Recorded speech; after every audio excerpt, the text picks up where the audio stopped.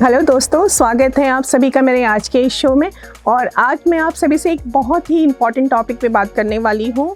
वो है किशोर बच्चों में अवसाद यानी डिप्रेशन। देखिए, किशोरावस्था एक ऐसी अवस्था होती है जहाँ पे बच्चे बचपन से युवावस्था की तरफ बढ़ रहे होते हैं। इस वक्त बच्चों का भावनात्मक, शारीरिक, मानसिक विकास हो रहा होता है, लेकिन इस उम्र में कभी कभी बच्चे डिप्रेशन का शिकार भी हो सकते हैं। तो सबसे पहले जानते हैं कि आप डिप्रेशन को कैसे पहचानें, क्या बच्चा डिप्रेशन में है। इसको पहचानने के लिए आपको अपने बच्चे की गतिविधियों पे ध्यान देना बहुत ज़रूरी है।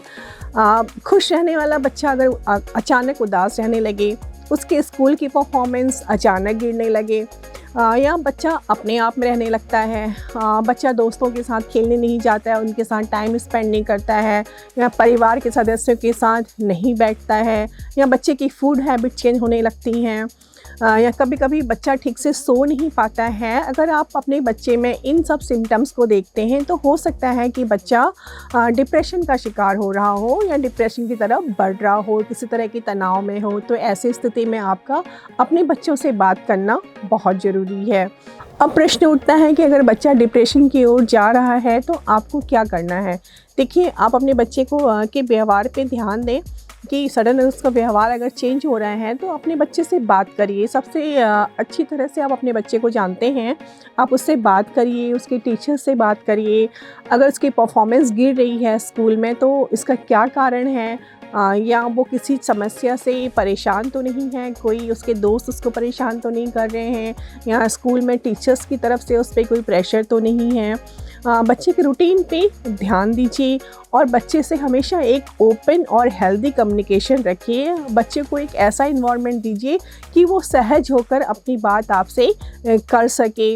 अगर बच्चा सहज होकर आपसे अपनी बात कर पाता है तो वो आपको अपनी सारी समस्याएं बताएगा, तो आप उन समस्याओं को दूर कर सकते हैं ताकि उसके तनाव को कम किया जा सके।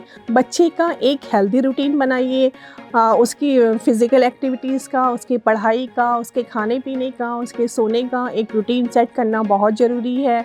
बच्चे के खाने पीने में न्यूट्रिशन का ध्यान रखना ज़रूरी है, उसकी फ़िज़िकल एक्टिविटीज़ पे ध्यान देना बहुत ज़रूरी है। बच्चा फ़िज़िकली फ़िट होगा तो मेंटली ऑब्वियसली वो मेंटली भी फ़िट होगा। तो पेरेंट्स को चाहिए कि अपने बच्चे को पे पूरी तरह से उसको एक ऐसा इन्वायरमेंट दें जिससे कि वो इन सब चीज़ों से बचा रहे, वो तनाव की तरफ ना जाए।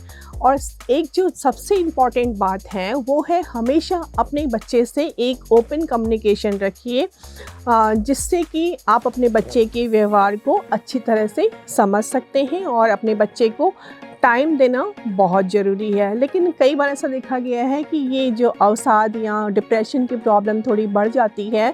तो अगर आपको ऐसा लग रहा है कि आपसे बातचीत करने के बाद भी आपका बच्चा डिप्रेशन से बाहर नहीं निकल रहा है तो आपको एक्सपर्ट की सलाह लेना ज़रूरी है। तो दोस्तों, उम्मीद करती हूँ आज मैंने आपसे जो चर्चा की है उससे आपको अपने बच्चों को समझने में ज़रूर मदद मिलेगी, और इस बात को समझने में भी मदद मिलेगी कि कहीं बच्चा अवसाद या डिप्रेशन की तरफ तो नहीं जा रहा है।